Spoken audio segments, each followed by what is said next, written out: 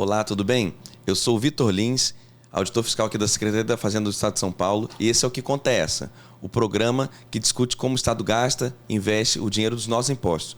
Meu convidado de hoje é o Bernard Api, que é coautor do livro, também chamado Que Conta é Essa. E eu estava brincando com ele aqui, que a gente fez um marcador de página com os coautores e tem a apresentação de cada um aqui. Então, para chamar ele, eu vou ler a lista do que o Bernardo fez, de algumas coisas que o Bernardo fez. O Bernard Api é diretor do Centro de Cidadania Fiscal, o CECIF, formado em Economia pela USP, foi secretário executivo e secretário de Política Econômica do Ministério da Fazenda de 2003 a 2009, sócio-diretor da LCA Consultores de 1995 a 2002 e depois de 2012 a 2004. E diretor de Estratégia e Planejamento da BM&F Bovespa, de 2009 a 2011. Também presidiu o Conselho de Administração do Banco do Brasil e o Conselho Nacional de Política Fazendária, o CONFAS. Bernard Api, obrigado. Tudo bom? Bom dia. Tudo bom, obrigado pelo convite aqui, participar desse debate aqui do Que Conta é Essa? Pois é. Pegou trânsito para vir para cá ou as contas públicas conseguiram organizar essa administração da sociedade? Não, olha, hoje eu vim sem trânsito para cá e olha que é longe da minha casa, mas por acaso dei sorte. É isso aí. Api, eu gosto de fazer uma brincadeira meio Marília Gabriela para a gente começar quebrando o gelo. Então assim, eu quero Bernard Api por Bernard Api. Bom, eu sou economista e sempre gostei de trabalhar com política pública. Mesmo na época que eu estava no setor privado, por exemplo, na LCA Consultores, que é uma consultoria, eu sempre gostava de pegar os projetos que tinham a ver com políticas públicas na área tributária, mas em outras áreas também. Antes de passar pelo governo, eu tive no Ministério da Fazenda de 2003 até 2009, mas antes disso eu já tive uma experiência no Legislativo também. Eu fui assessor da liderança do Partido dos Trabalhadores na Câmara dos Deputados de 1989 a 1991. Então, tive uma experiência antes no Legislativo. Então, eu tenho experiência no setor público, no Legislativo e no Executivo, e tenho experiência no setor privado, tanto em instituições um pouco mais acadêmicas, que não está no currículo aí, como o Instituto de Economia do Setor Público. Não coube. E principalmente a maior parte da minha vida no setor privado foi em consultoria econômica. E agora, mais recentemente, desde 2015, já faz bastante tempo, eu estou, na verdade, no terceiro setor, né? Porque eu estou nesse Centro de Cidadania Fiscal, que é um think tank que busca contribuir para a melhoria do sistema tributário brasileiro. Na verdade, o sistema fiscal em geral, mas a gente tem trabalhado mais na área tributária. Como economista, né, a etimologia da palavra em grego, né, tem a ver com administração da casa, né? E eu queria saber por que você escolheu virar um economista? O que é ser um economista para você? O que isso significa? Olha, economista na verdade, assim, acho que o grosso dos economistas que se formam no Brasil não trabalha com economia, né? Acaba virando administrador. Agora, economista que é economista trabalha, é uma pessoa que tem várias dimensões de economias. Pode ter economista que trabalha com macroeconomia, que fica tentando projetar como é que vai ser a inflação, juros, etc. e tal. Você tem economistas que trabalham com microeconomia, muitas vezes focado em análise de mercados específicos. E você tem economistas como eu que trabalham com políticas públicas, em que é muito importante, isso é uma coisa que todo economista tem, é sempre olhar as várias dimensões de uma questão. É muito comum no debate político você só pegar um lado da questão e não olhar as consequências de decisões que você toma. E um bom economista que trabalha em políticas públicas tem que entender as várias consequências de determinadas políticas públicas e, sobretudo, precisa tentar antecipar qual vai ser a reação dos agentes econômicos. Tá certo? Então, essa é uma coisa fundamental dentro da economia. E eu acho que o que caracteriza o economista é exatamente isso. Dizem que é a ciência lúgubre, né? O small science. Porque a gente é chato mesmo. Economista tem que ser chato. Economista tem que ser chato. Economista tem que ser chato.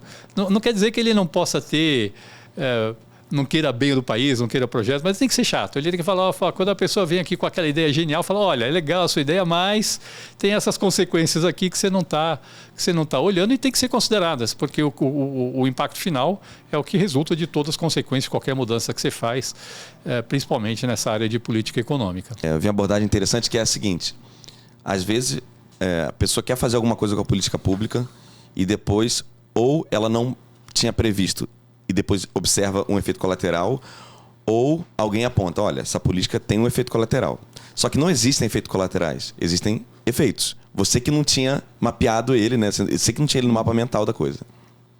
O BNAP, ele vem desenvolvendo há bastante tempo já, né, estudos, críticas ao sistema tributário brasileiro, que em certo momento acaba desembocando numa PEC, a PEC 45, né, que foi a primeira desse nosso período histórico recente agora, né, discussão da reforma tributária. E aí, antes de entrar no que é essa PEC 45, eu queria te perguntar, como que você explicaria o sistema tributário brasileiro para uma pessoa ainda não iniciada nos temas, né, para o nosso público? E aí eu te pergunto, então, como que é o nosso sistema tributário brasileiro? Em que ele é bom, em que ele é ruim? Bom, vamos lá. Ele é bom em alguma coisa, em primeiro lugar, acho que isso que é bom, né? Bom, primeiro, eu vou chegar lá. Vamos lá.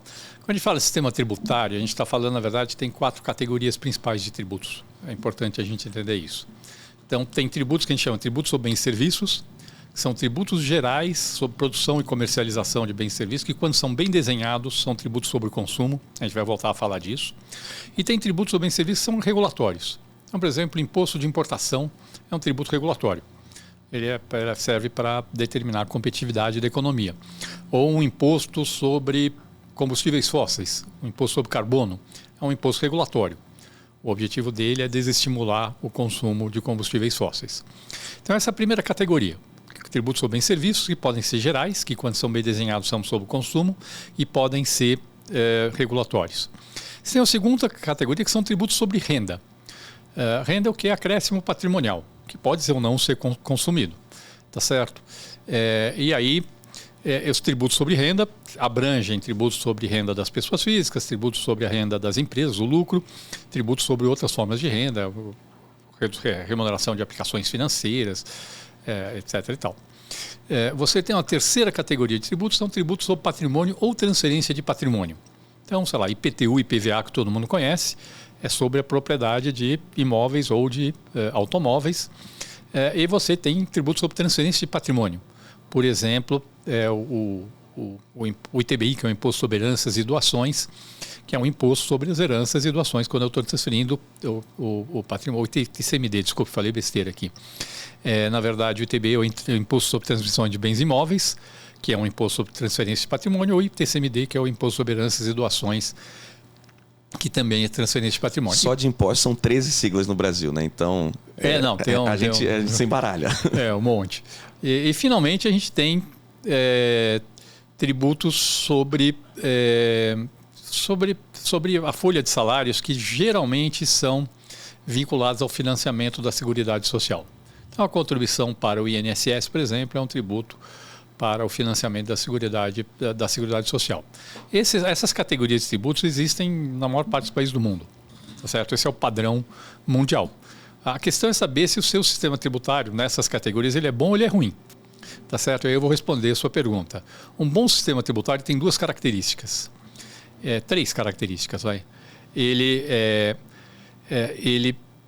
é progressivo, embora a gente vai discutir isso um pouco depois, nem todo tributo tem que ser progressivo.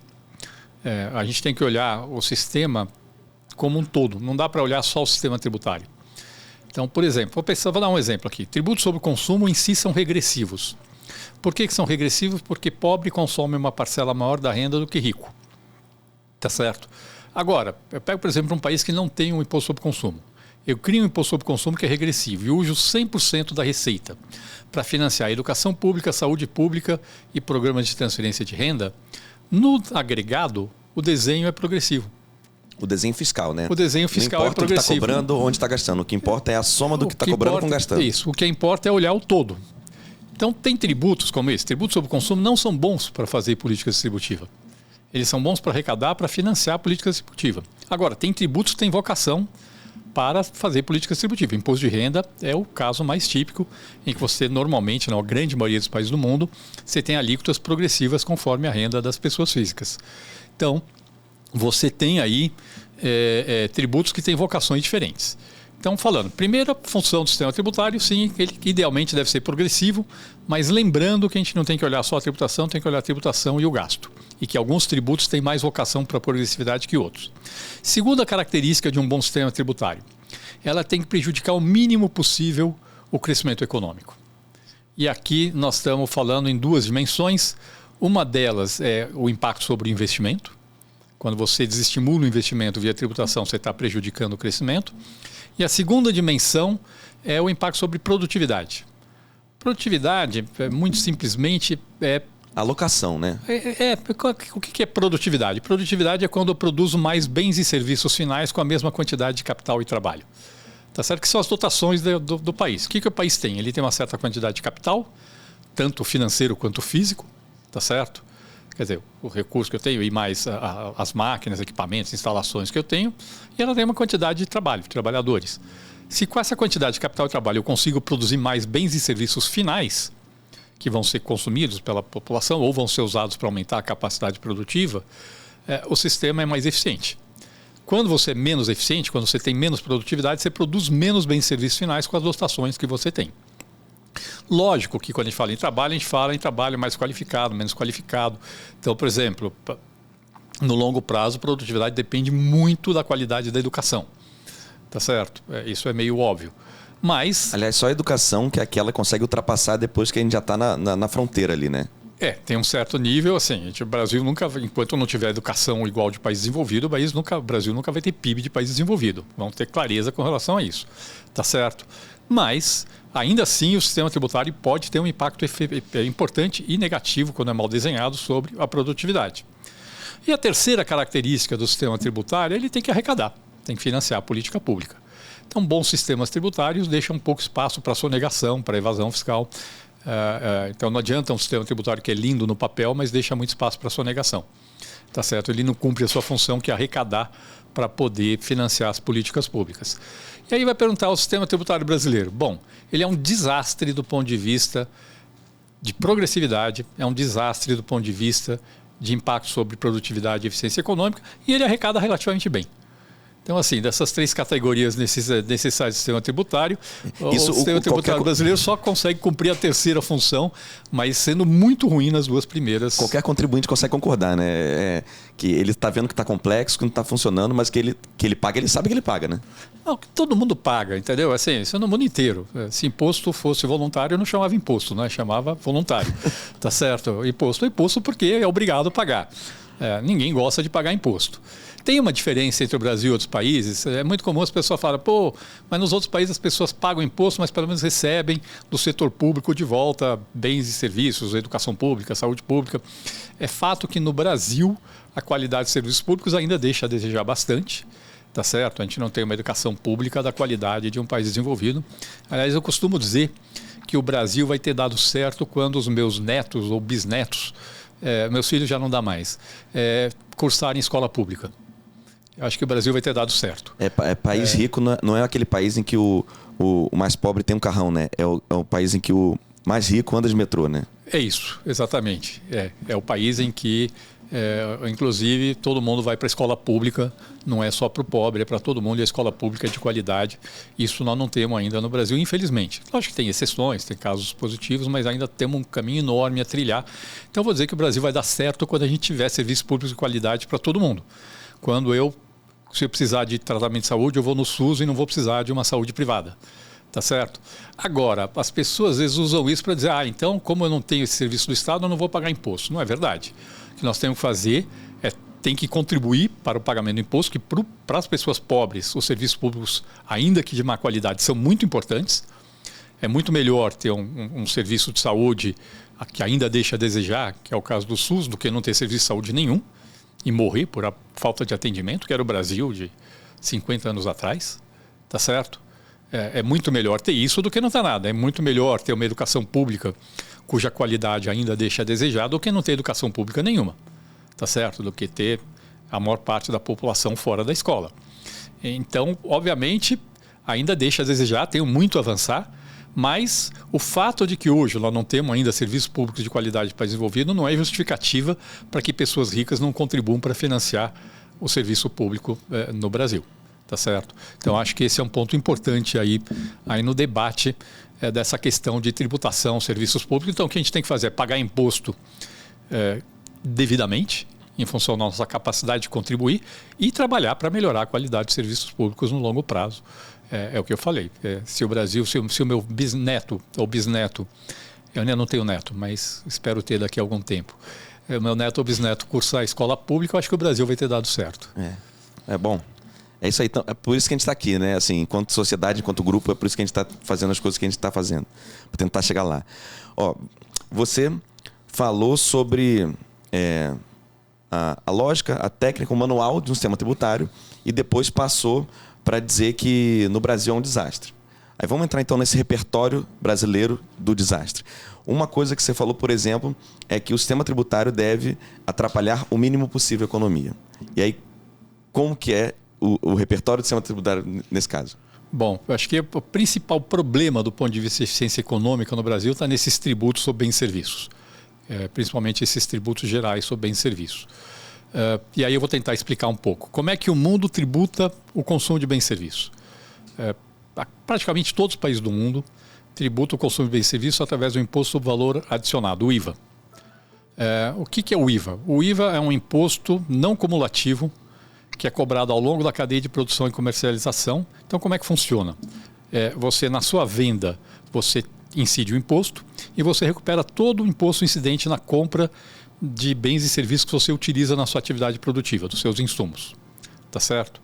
E aí você paga em cada etapa a diferença entre o imposto incidente na venda e o imposto que já veio no preço dos bens e serviços que você usou como insumos na sua atividade produtiva. Então você recolhe sobre aquilo que a gente chama de valor adicionado em cada etapa de produção. Num bom IVA, você desonera completamente exportações, você tributa importações de forma semelhante à produção nacional e você desonera completamente investimentos. Ou com alíquota zero, ou o que é muito mais comum, você tributa e devolve o imposto imediatamente na forma de crédito. Tá certo? Esse é o padrão. Bom, tudo aquilo que é produzido ou importado por um país só tem 3 destinações possíveis. Ou é consumido, ou é exportado, ou é utilizado para aumentar a capacidade produtiva, que é o investimento. Fora a variação de estoque, que é uma coisa que no longo prazo se equaliza. Se você desonera completamente investimento e exportação, no fundo você está tributando só o consumo. É por isso que dizem que um bom IVA é um imposto que é cobrado ao longo da cadeia de produção, é um imposto sobre o consumo cobrado ao longo da cadeia de produção e comercialização. Então você recolhe em cada etapa, você recolhe na indústria, você recolhe no atacadista, recolhe no comércio, mas no fundo quem está pagando o imposto é o consumidor. O imposto que foi pago em todas as etapas do processo de produção e comercialização, quem está pagando é o consumidor daquele bem ou daquele serviço. Bom, isso é o IVA. O problema é que tem bons IVAs e maus IVAs, tá certo? O que é um bom IVA? Isso tem consenso na literatura. Um bom IVA tem algumas características. Primeira característica, ele tem uma base ampla de bens, serviços, intangíveis, toda forma de atividade econômica tem que estar na base do IVA. E especialmente no período recente, com a nova economia, essa questão de ter uma base ampla, pegar qualquer forma de organização da atividade econômica é fundamental. Então, por exemplo, na nova economia, cada vez mais você consome, uma licença, um software. O software é uma licença de uso de alguma coisa, tem que ser tributado, tá certo? Qualquer forma daquilo que pode ser consumido tem que ser tributado. Então, base ampla. Segunda característica de um bom IVA, ele é tributado no destino. O que significa tributar no destino? Significa que em operações entre jurisdições, pode ser entre países, entre estados, o imposto pertence à jurisdição de destino naquela operação. Por quê? Porque na hora que eu estou tributando na jurisdição de origem, eu não estou tributando o consumo, eu estou tributando a produção. Tá certo? É a tributação no destino que me permite tributar o consumo. Se eu tributo na origem, no fundo eu não tenho como garantir que eu estou desonerando o investimento, a exportação, porque já foi tributado. Então, por definição, né? Então, se uma tributação sobre o consumo for tributada na origem, ela não deveria se chamar tributação sobre consumo, né? Ela não deveria se chamar como tributação sobre consumo. Exatamente. Ela é uma tributação sobre bens e serviços, mas não é uma tributação sobre consumo. Tá certo? Então, o bom IVA é tributado no destino. E, aliás, essa tributação do destino é que garante aquilo que a gente chama de neutralidade em função da origem da produção. Então, não depende de onde foi produzido aquele bem ou serviço, a tributação vai ser sempre a mesma quando chegar no consumidor final. Tá certo? Essa é uma segunda característica de um bom IVA. Terceira característica de um bom IVA é crédito amplo. Tudo aquilo que é utilizado na atividade produtiva dá crédito. Tá certo? Lógico que tem que ter exceções, precisa tomar cuidado para não dar crédito para aquilo que é consumo pessoal dos sócios das empresas, porque você não pode usar o crédito do IVA para exonerar o consumo, mas foi utilizado na atividade produtiva, dá crédito. Tá certo? Então, essa é uma terceira característica de um bom IVA. E a última é os bons IVAs têm que ter as regras mais homogêneas possíveis. Ele tem que ser o mais homogêneo possível. E o que significa ser homogêneo? Ser homogêneo significa ter o mínimo possível de benefício especial, de benefício tributário, benefício fiscal. Significa ter o mínimo possível de regimes especiais. O que é regime especial? Uma forma diferente de cobrar um imposto. Então, em vez do regime desse sistema normal que eu falei de débito e crédito. Ter o mínimo possível de alíquotas. Os melhores IVAs do mundo têm uma única alíquota. Então, por exemplo, a Nova Zelândia, que tem provavelmente o melhor IVA do mundo, tem uma única alíquota positiva e acabou. Tudo é tributado com essa alíquota.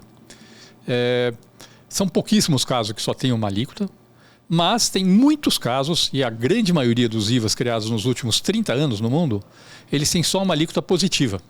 Eles têm casos de isenção, de alíquota zero, mas só uma alíquota positiva.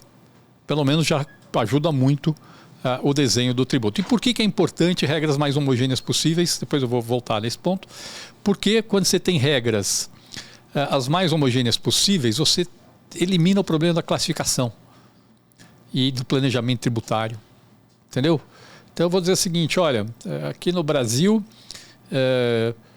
passou anos decidindo se software era mercadoria ou serviço, porque mercadoria paga ICMS. Água com gás é água ou bebida gaseificada, refrigerante, né? Água com gás é água ou refrigerante. Exatamente, água com gás é água, bebida gaseificada, e por aí vai, tá certo? Esses infernos, assim, as coisas são super complicadas. Assim, tem exemplos para tudo quanto é gosto, tá certo? Então aqui no Brasil, por exemplo, tem alíquota zero de PIS e COFINS para pão, tá certo? Só que aí começaram a discutir se farinha de rosca tinha alíquota zero de PIS e COFINS ou não. Farinha de rosca é pão velho moído, literalmente. Quando eu era criança, minha mãe me botava lá moendo pão velho para fazer farinha de rosca em casa.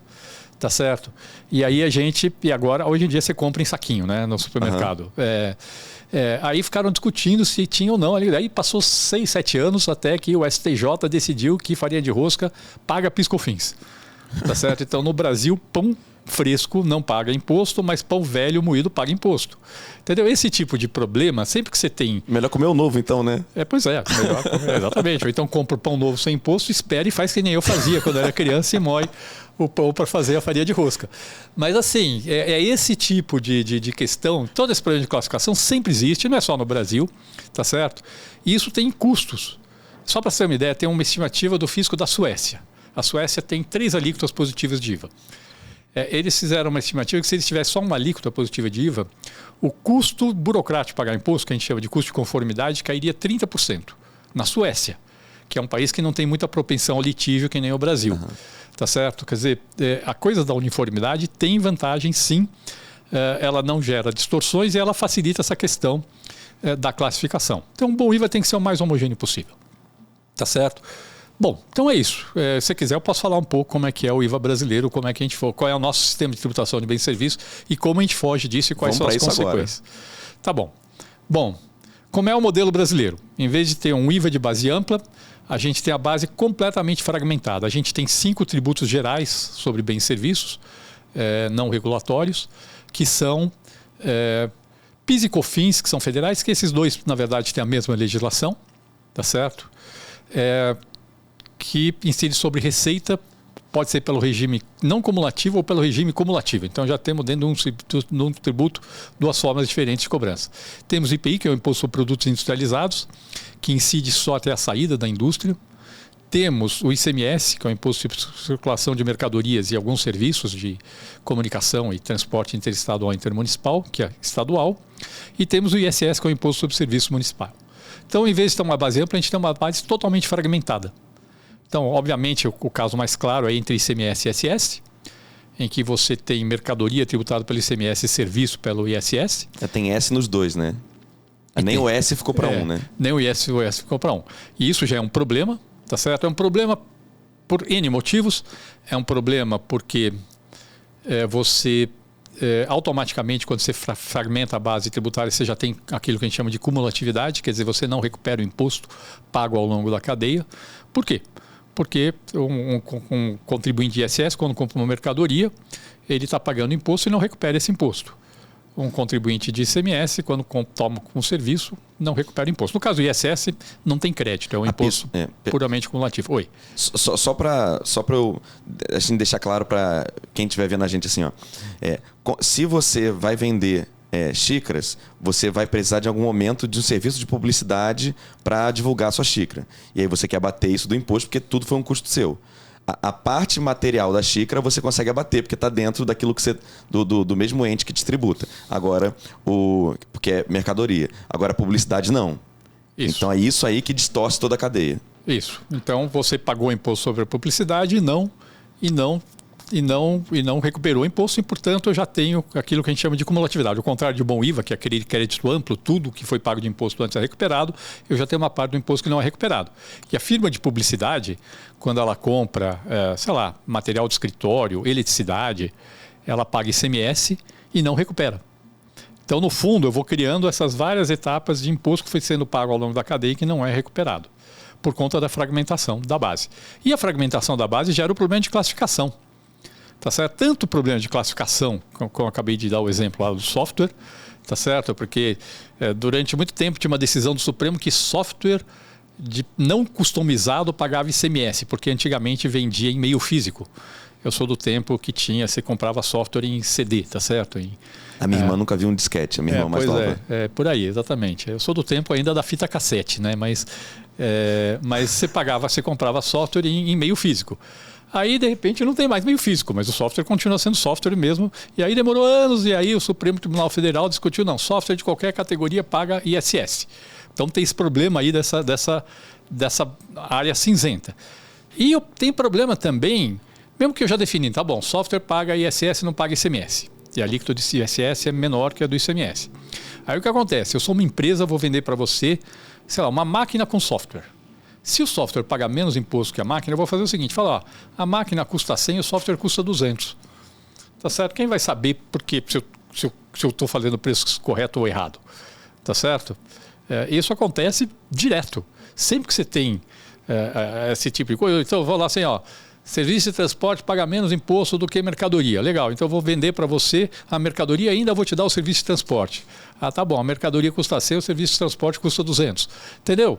Você começa, e aí vai lá o fiscal querer saber se está certo ou está errado a distribuição. Olha, eu posso te dizer que ele vai lá ver mesmo. Eu sei que ele vai ver.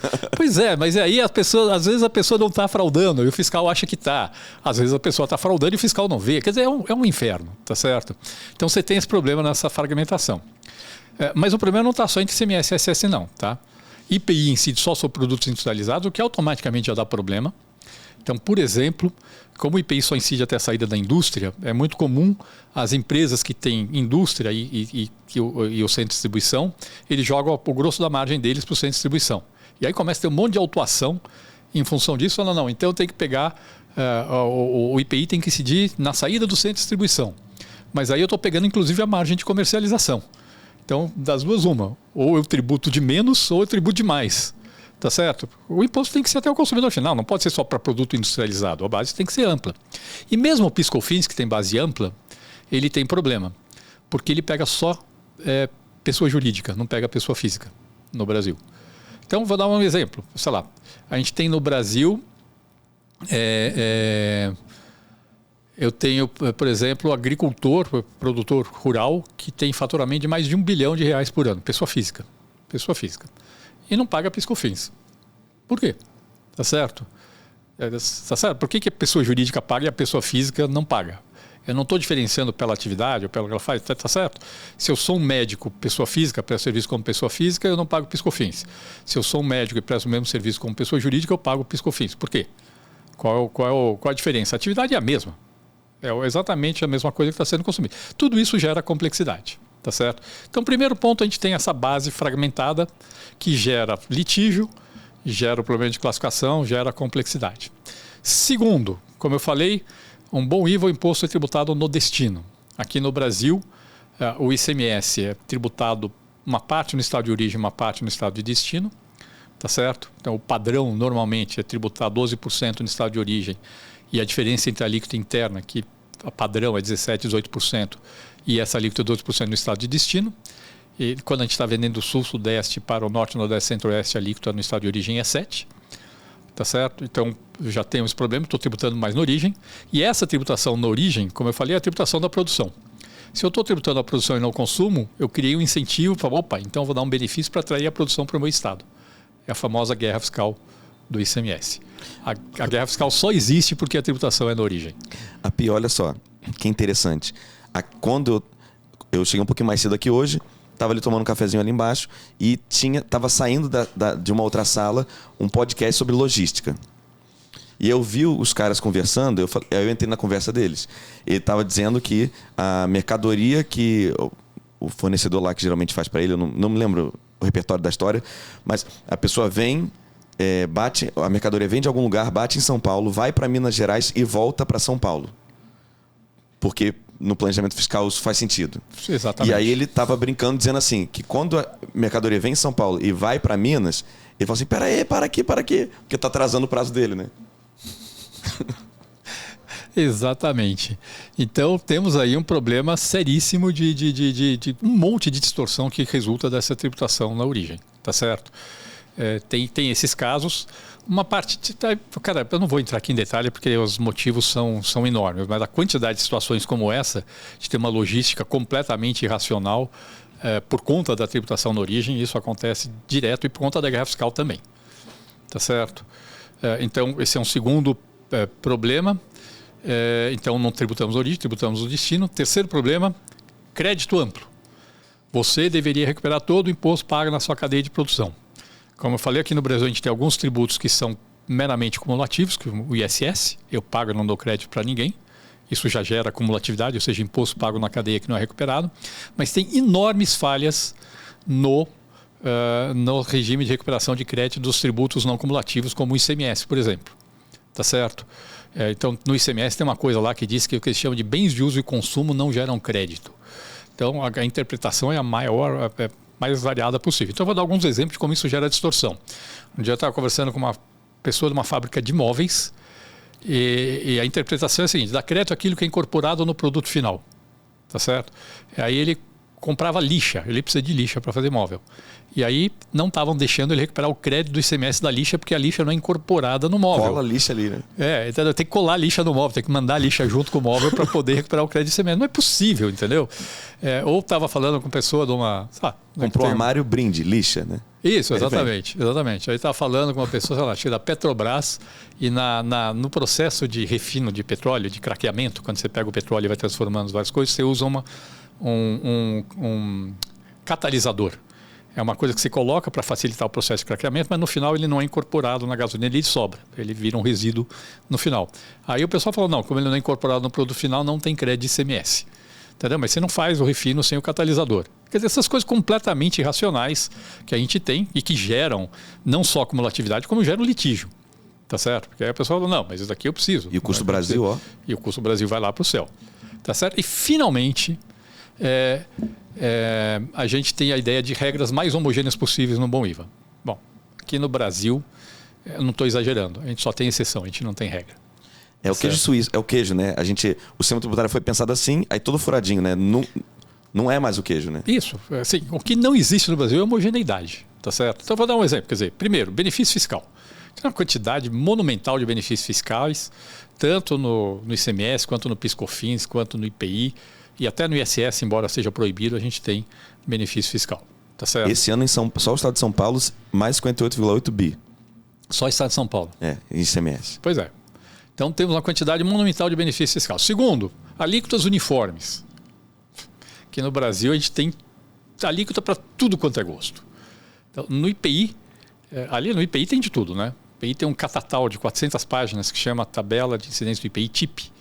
E são 400 páginas de alíquota. Você bota ali cada detalhe de NCM com a alíquota, com coisas geniais, tipo perfume paga 42% de IPI e água de colônia, que é o quê? Perfume com água, paga 12% de IPI. E Del Colônia, que é um desodorante que você... Na verdade, é uma água de colônia que você bota ali um antibacteriano, paga 7% de IPI. Imagina o que a gente vende no Brasil, né? E depois disso tudo, isso você ainda não consegue enxergar a alíquota efetiva, porque se for não sei o que lá, tem um crédito. Se for não sei o que lá, não tem. Então já não vai ser aquilo. Exatamente. E aí, nem aquilo vai ser ainda.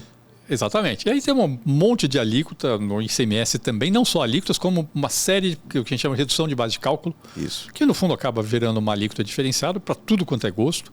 Então não tem menor unidade de alíquota. E regime especial, que eu falei, a forma diferente de recolher imposto, para tudo quanto é gosto. No ICMS, o mais famoso é a famosa substituição tributária, que é um regime especial, em que eu antecipo o imposto cobrado nas etapas subsequentes até o consumidor final e cobro na saída da indústria, do centro de distribuição, todo o imposto devido até à frente, que já gera um monte de problema, porque cada estado tem sua regra diferente de como utilizar a substituição tributária.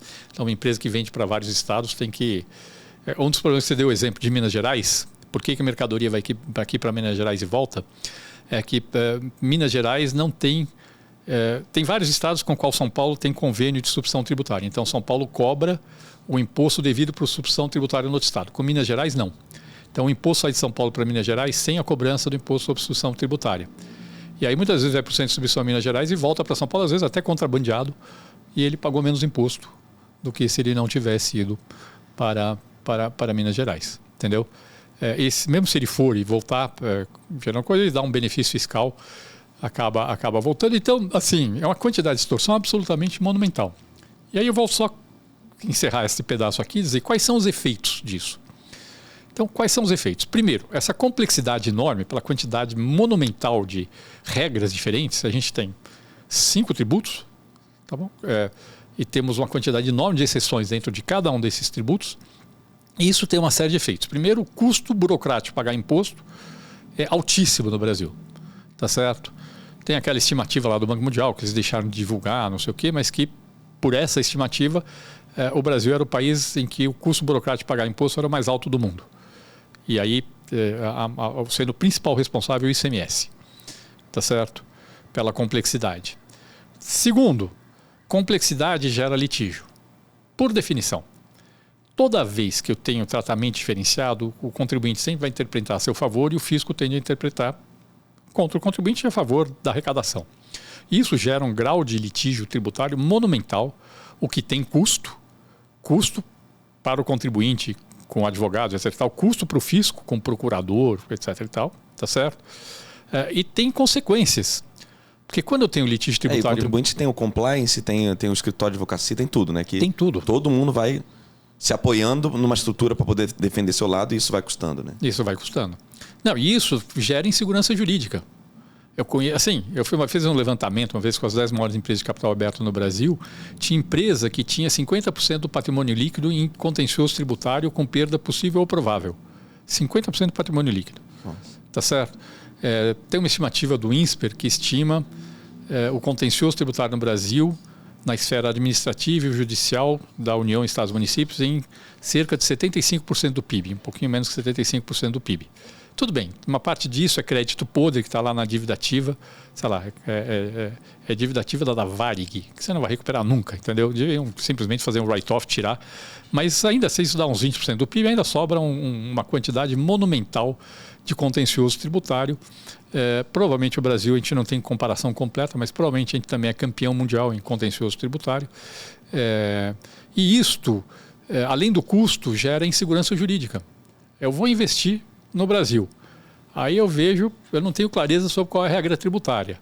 Tá certo? Eu não posso não tentar fazer planejamento tributário porque o meu concorrente faz. Se eu não fizer, eu não sou competitivo. Aí eu faço planejamento tributário e o fisco vai lá e me autua. E aí daqui a 20 anos eu vou saber se eu ganhei ou perdi aquela ação. Isso gera uma insegurança sobre qual é o retorno que eu tenho no meu investimento. E quando você tem uma insegurança dessas, as empresas reagem de duas formas. Ou elas não investem, ou elas investem com uma margem maior para compensar o risco que elas estão correndo. Tá certo? E aí a consequência disso é das duas uma. A gente tem menos investimento e temos preços maiores no Brasil, porque as empresas jogam esse risco para o preço. Então essa é uma das consequências. Então, como eu falei, custo burocrático muito alto, litígio muito alto, gerando custo e insegurança jurídica. Essa tributação cumulativa ao longo da cadeia, ela tem um problema que ela acaba, como eu falei, você não consegue desonerar completamente nem exportação nem investimento. Tá certo? Sendo que a gente ainda tem alguns agravantes. No caso do exportador, na maior parte dos países, o exportador exporta, ele comprou insumos que foram tributados. Ele recebe rapidamente de volta o imposto incidente sobre esses insumos. Sei lá, na União Europeia, o prazo normalmente 30 dias, eu peço a devolução dos meus créditos, eu recebo em 30 dias. Aqui no Brasil é um inferno para você conseguir recuperar o imposto incidente sobre os seus insumos, o crédito que você tem, é um inferno. Demora, tem de tudo. Tem estado que faz leilão, tem outro que demora 5 anos para devolver. É muito difícil. Então, eu estou onerando mais a exportação. E mesmo no caso dos investimentos, a legislação do ICMS diz que eu só recupero o crédito em 48 meses sem correção. Então, no fundo, eu estou onerando o investimento. Estou criando um custo financeiro quando eu estou investindo, comprando uma máquina. Tudo isso acaba tendo um efeito negativo sobre o investimento, reduzindo o potencial de crescimento do país, e acaba tendo um efeito negativo sobre a competitividade do país, que também deixa de crescer. E, finalmente, a gente tem um problema que é o que a gente chama de distorção alocativa. A economia brasileira está organizada de forma ineficiente por conta dessas distorções no sistema tributário. Então, vou dar um exemplo aqui. A gente já deu. Você monta a sua estrutura de distribuição em função de benefício fiscal e não em função do custo de logística. É o que você falou, a mercadoria sai do estado A, vai para o estado B e volta para o estado A só para pagar menos imposto. Tá certo? Obviamente, do ponto de vista econômico, faz lógica nenhuma. E o peso morto, né, que vai crescendo. Isso, é um peso morto que vai crescendo. Isso é um exemplo. Outro exemplo, eu quero construir um prédio. Aqui no Brasil, se eu construir um prédio de concreto armado, eu agrego valor no canteiro de obras. E esse valor agregado no canteiro de obras paga ISS, no máximo 5% de alíquota, e paga PIS/COFINS cumulativo, que é 3,65%. E aí, no máximo, 8,65% sobre o valor adicionado. Aí eu quero fazer um prédio com estrutura pré-fabricada, uma estrutura metálica. Então, o valor é adicionado na indústria, não é no canteiro de obras. Se agrega mais valor na indústria e menos no canteiro de obras. Aí, aqui, se for uma estrutura metálica, aqui em São Paulo é 12% de ICMS e eu pago ainda PIS/COFINS não cumulativo, que é 9,25% sobre esse valor adicionado. Então, dá 21,25%. O que significa isso? Significa, pensa assim, olha, com a mesma quantidade de trabalhadores e capital, que eu poderia construir 11 prédios com estrutura pré-fabricada e 10 prédios, eu construo 10 prédios com concreto armado, na verdade eu vou fazer os 10 prédios com concreto armado e não os 11 prédios. É perda de produtividade na veia que a gente tem por conta desse tipo de distorção. Quando você soma todos esses efeitos, tá certo? E se tivesse mais prédios, mantendo o número de pessoas que existem, a gente podia ter mais habitação por pessoa, né? Tudo. Essa é a graça do crescimento do PIB, coisa, né? É aquilo que eu falei no começo, quer dizer, o que é perda de produtividade? É quando eu produzo menos bens e serviços finais com a mesma quantidade de capital e trabalho que eu tenho. No Brasil, o sistema tributário todo é feito para eu gastar mais capital e trabalho para produzir menos bens e serviços finais por conta dessas distorções do sistema tributário. Isso decorre exatamente da falta de homogeneidade. Decorre exatamente de existir tributos diferentes sobre atividades diferentes. Então, construção paga ISS, indústria paga ICMS. E resulta do fato que eu tenho um monte de exceções e regras diferentes. Tudo isso, guerra fiscal, benefício, que acabam gerando uma enorme perda de produtividade. O brasileiro é mais pobre por conta dessas distorções. E não é pouco, não. Não é pouco, né? Então, vamos lá. A partir disso, você, seu grupo, né, o CECIF, ajudam a trabalhar e produzir o que vira a PEC 45, que faz o IBS, propõe o IBS, né, Imposto sobre Bens e Serviços, une vários impostos importantes, né, o IPI, ICMS, ISS, PIS/COFINS, faz majoritariamente a coisa ficar flat para todo mundo, reduz essas exceções e pretende com isso, de alguma forma, eu fui bem sintético, né, de alguma forma fazer incrementos de produtividade, aumentar o PIB em algum tempo. Aí eu vou te pedir para você explicar um pouquinho melhor o que é a PEC 45 e qual que é o impacto, o resultado buscado, né, com ela. Tá. Bom, vamos lá. O que é a PEC 45? A PEC 45, na verdade, do ponto de vista de ponto de chegada, não tem nada de original. É simplesmente tentar trazer para o Brasil o melhor padrão internacional, de um bom IVA. No fundo é isso. Só que respeitando as especificidades brasileiras, que são duas. Nós temos uma federação, então nós temos tributos sobre bens e serviços cobrados pela União, pelos estados e pelos municípios, e temos que saber como tratar disso, tá certo? E segundo, pensando muito em uma transição, porque é impossível fazer uma migração de uma vez só para um sistema desse, porque tem uma série de consequências. Tem consequências do ponto de vista da distribuição federativa da receita, que migrar para um bom sistema de tributação com base ampla e tributação no destino redistribui a carga tributária entre da federação, mas tem consequências também para as empresas. Eu tenho, por exemplo, uma empresa que fez um investimento com base em um benefício fiscal. Eu vou migrar para um sistema que não tem mais benefício fiscal na tributação do consumo. Essa empresa, se eu fizer a migração de uma hora para outra, ela pode quebrar, se tornar não competitiva, porque ela só é competitiva porque ela tem um benefício fiscal, ou ela pode ter que vender com uma margem ultra baixa, que na verdade é uma perda de capital, né? Eu acabei de investir, mas não vou recuperar o capital que eu investi, porque eu tenho que operar com uma margem baixíssima. Então, a PEC 45, ela é exatamente a ideia de como tratar dessas questões e migrar para um modelo que é padrão internacional, no caso do brasileiro. Então, o que se é proposto, tá certo? Qual a ideia? A ideia básica é o que você falou, a ideia é substituir esses 5 tributos, PIS, COFINS, IPI, ICMS e ISS, por um único imposto sobre bens e serviços. É um imposto do tipo IVA, tá certo? Que seria um imposto que seria cobrado, seria do ponto de vista do contribuinte um imposto só. Ele seria cobrado de forma centralizada e a receita seria distribuída entre União, Estados e municípios. Eu vou falar um pouco mais então sobre o sistema como um todo. Tá? Bom, então esta é a ideia básica. E além Deixa eu aproveitar isso aqui.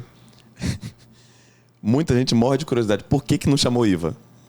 Não chama IVA só. Tá bom, isso é uma besteirinha, mas poderia chamar IVA, não tem nenhum problema. Chama só Imposto sobre Bens e Serviços porque os IVAs modernos no mundo chamam Goods and Services Tax, não chamam mais Value Added Tax.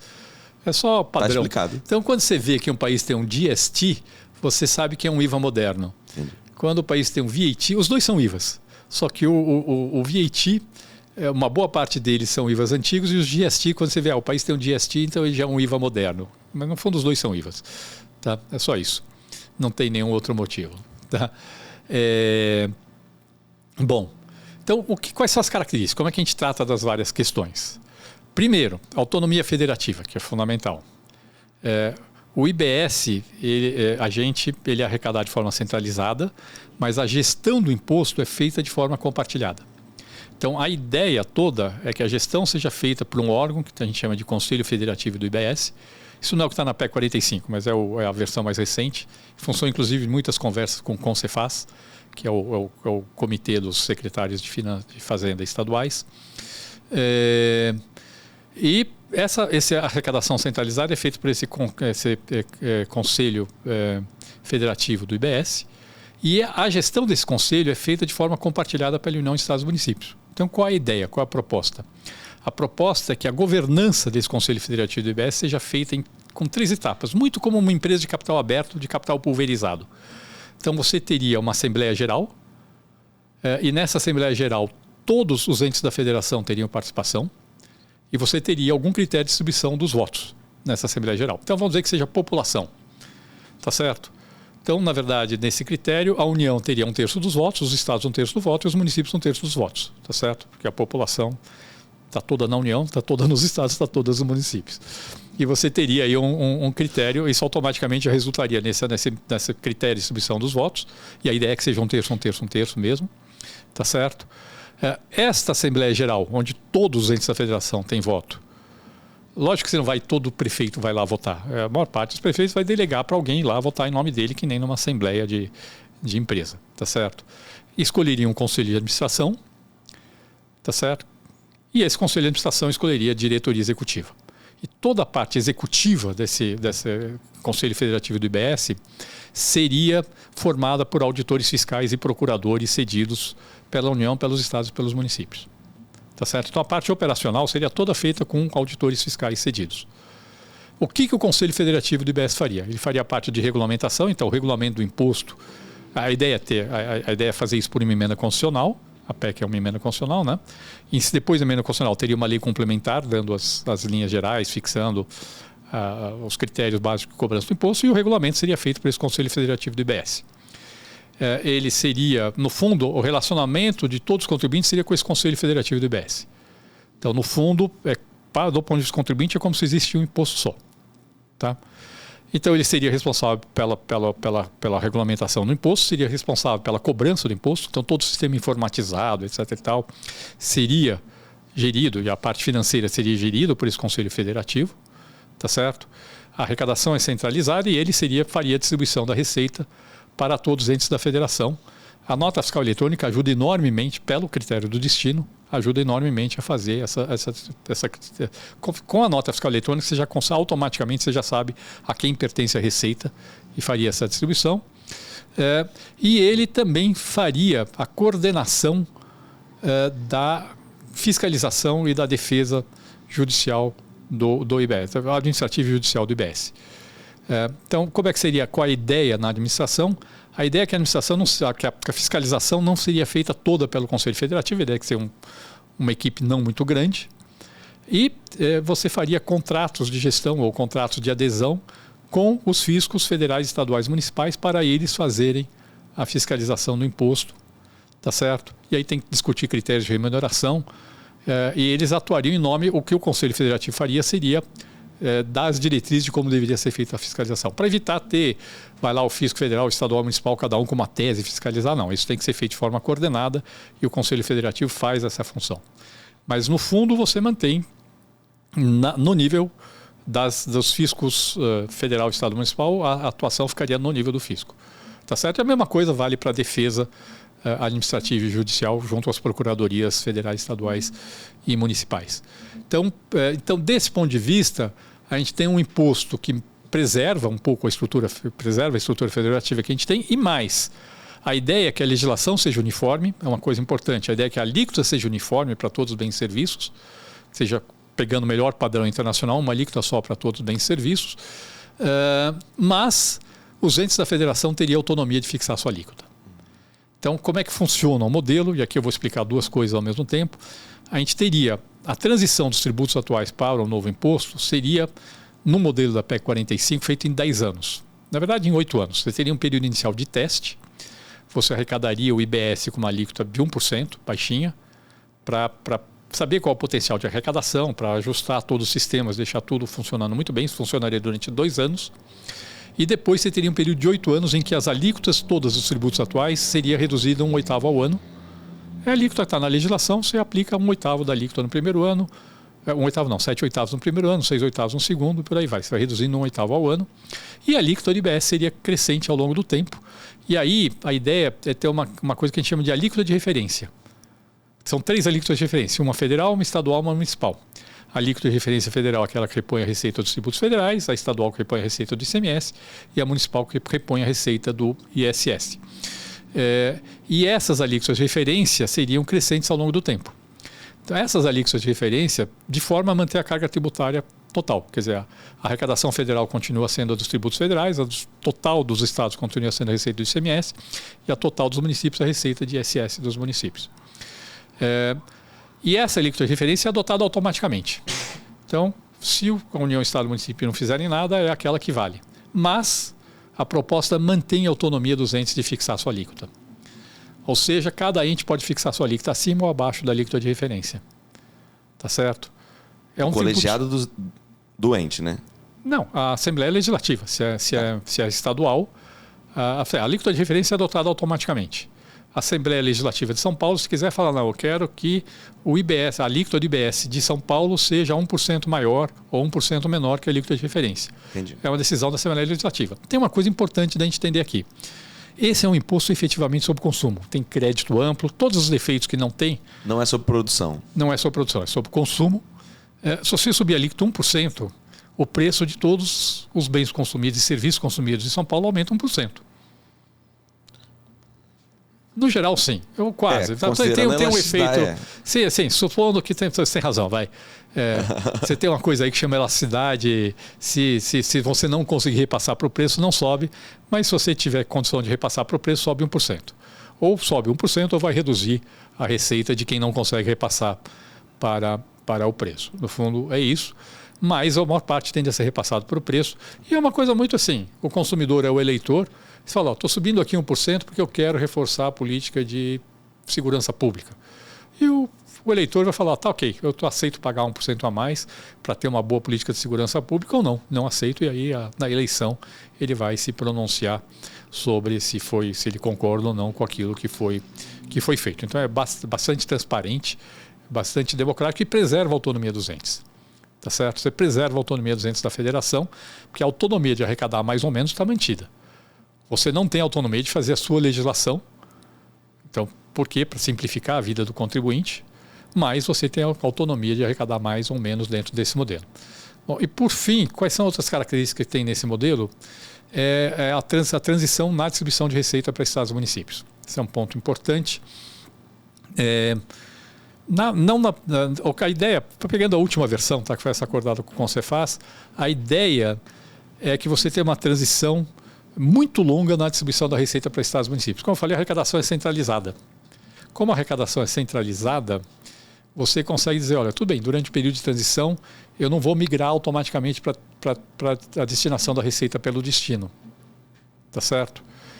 Eu vou fazer o que você faz como? A ideia é, durante os primeiros 20 anos, você pega o valor da receita que cada ente tem hoje, e aqui no caso dos estados é 75% do ICMS, no caso dos municípios é o ISS mais 25% do ICMS, a cota à parte que eles recebem, e isso corrigido pela inflação eu garanto que eles vão receber. Tá certo? E o acréscimo de arrecadação, se a economia está crescendo, eu vou arrecadar mais do que a mera reposição do valor real da receita, esse é distribuído pelo destino. Tá certo? E depois, em um prazo subsequente longo, você faz a convergência para a tributação pelo destino. Então você tem um prazo muito longo de ajuste das finanças estaduais e municipais a esse novo padrão de tributação. A gente fez as contas, depende de algumas hipóteses, mas em princípio, com este modelo, bom, tem um fator a mais, na verdade, que entrou na PEC 110 do Senado e não na PEC 45, mas que eu gosto, que é uma ideia de criar, além disso, um fundo para compensar grandes perdedores, que é um recurso que é alocado só para aqueles estados ou municípios cuja participação no total da arrecadação mais cara. Não tem, como é que eu explicar? Não existe, a gente fala em perdedor, precisa tomar cuidado, tá? O estado ou município perdedor precisa tomar um certo cuidado, porque o que acontece é o seguinte, tem estados e municípios que aumentam a participação no total das receitas e outros que reduzem a participação no total da receita. Mas se a economia cresce mais, mesmo aquele que reduz pode ser beneficiado. É perdedor no sentido distributivo, né? É no sentido de participação no bolo total de arrecadação da receita estadual e municipal. Tá certo? E, portanto, o que a gente chama de perdedor é aquele que reduz a participação no total da receita.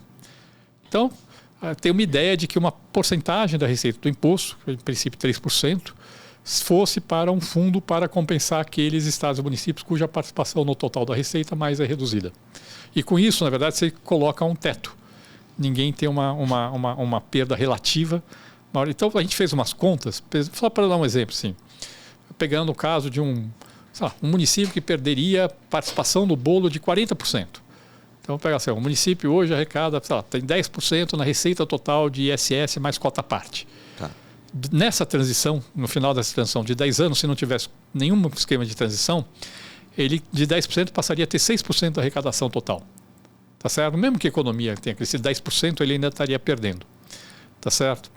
Neste modelo, nenhum ente da federação perde mais que 6% em 20 anos. Tá certo? Em 10 anos é menos ainda. Nenhum ente da federação perde mais do que 6% de participação no total. Então, esse ente da federação, esse município que caiu de 10%, cairia para 6%, cai de 10% para 9,4% em 20 anos. Uhum. E aí, desculpe, assim, com certeza a economia vai crescer em função da reforma tributária mais que 6%. Ou seja, mesmo esse município vai ser beneficiado pela reforma e não prejudicado. Então, é um pouco essa a ideia de fazer todo esse sistema de transição. Então, vamos para uma parte mais provocativa aqui. Eu, quando vi a PEC 45, falei, nossa, Perfeito. Tem um projeto piloto, né? O 2 anos lá de teste. Tem a transição pro contribuinte, para ele não ser impactado diretamente. E ainda tem uma transição longa, já não mais impactando a população, né? Mas os entes federados, então, tende a ser muito neutra com relação ao conflito federativo. Isso é ótimo. Foi até o tempo é até bem mais do que, como cientista político, eu acho que faz necessário. Então foi hiperconservador, que é ótimo. Por exemplo, apesar do Estado de São Paulo, a gente ter uma certeza que o Estado de São Paulo vai estar aqui daqui a 10, daqui a 20, daqui a 100 anos, a gente tem uma outra certeza, que nunca um governador vai estar daqui a 9 anos aqui, né? Nem o Alckmin, que é o nosso Putin paulista aqui, ele 9 seguidos ele não ficou. Então, você vê que é sempre... os políticos, eles pensam no seu período de mandato. Então, se você tiver impactos que perpassam 8 anos, aí já fica mais tranquilo com relação à decisão daquele governante, porque ele sabe, né, que não vai herdar não vai herdar essa consequência. Tudo bem, achei lindo. Aí uma pessoa me falou assim, então deixa eu ver se eu entendi. O sistema tributário está complexo. Vamos fazer um novo. Mas por 10 anos eu vou ficar com 2? Então, assim, vai ter um incremento de complexidade por 10 anos. Qual que é a sua resposta? Tá bom. Bom, vamos lá. A resposta é a seguinte. Tem dois fatores aqui, tá? O primeiro deles é o seguinte. O aumento de complexidade é minúsculo. No fundo, isso é uma coisa importante entender. Eu queria que você tivesse espaço para defender isso. Quando você tem um imposto muito simples, como é o IBS, tudo que você vende tem débito, tudo que você compra dá crédito, tá certo? Você tem... e mais, você tem nota fiscal eletrônica, tá certo? No fundo, a sua obrigação é simplesmente vender com nota fiscal eletrônica e comprar com nota fiscal eletrônica e nas suas compras registrar se aquilo dá direito a crédito ou não. Então, vou dar um exemplo. Assim, como eu falei, consumo pessoal não pode dar crédito. Então, eu tenho uma empresa que não é um bar, nem um restaurante, eu comprei uma caixa de uísque. Obviamente, isso não tem que dar crédito, tá certo? Eu tenho um escritório... Aliás, me chama, hein, quando chegar essa caixa de uísque que você encomendou aí. Posso até te chamar para ir tomar uísque, mas eu não posso não pagar um imposto sobre esse uísque, tá certo? Então, óbvio, assim, a empresa, não estou proibindo a empresa de comprar caixa de uísque, mas é que ela comprar a caixa de uísque, vai ter uma nota fiscal no nome dela, ela vai registrar. Isso aqui não dá crédito, é só isso. E vender tudo com débito, com crédito. A partir daí, todas essas informações estão no sistema do Conselho Federativo e eu, no fim do mês, vou lá, eu já tenho meu saldo de débito e crédito. Ali que tem uma só, eu sei quanto imposto eu tenho que recolher e ponto. Tá certo? Sem contar que tem... Então, na verdade, a obrigação é praticamente mais nada além daquilo que você já tem hoje. Perto da complexidade que é hoje, tá certo? É praticamente mais nada.